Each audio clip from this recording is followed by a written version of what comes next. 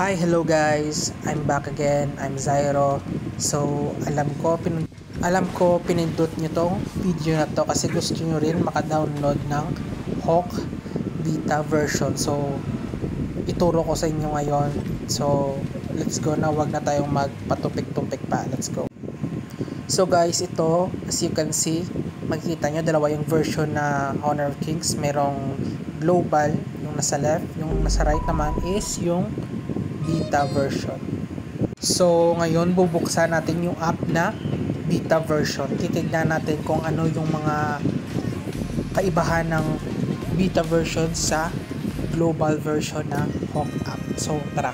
So guys, nakapasok na tayo sa beta version. So parang normal, no? Pero tignan mo yung limited token ko. So 5,000. So bali total yan 5,000 eh. So bumili kanina ako ng 3 legend skin. Sobrang angas, no? Kakagawa mo pa lang ng account, tapos bibigyan ka ng limited token, tapos pwede mo pang gamitin pambili ng legend skin. So sobrang angas. At meron din dito mga upcoming hero, no, sa beta version.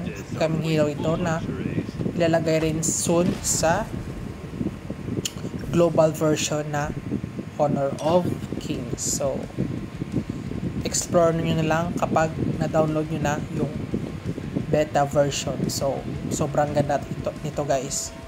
At huwag kayong mag-alala guys, kasi maglalagay ako ng link ng Honor of Kings beta version sa description and sa comment section. So huwag kayong mag-alala guys.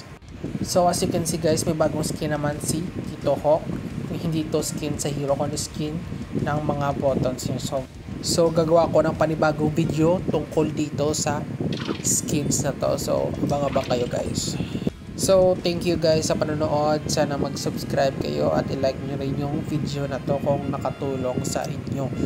At huwag kayong ulit mag-alala kasi maglalagay ako ng beta version na link sa description and sa comment section. So peace guys.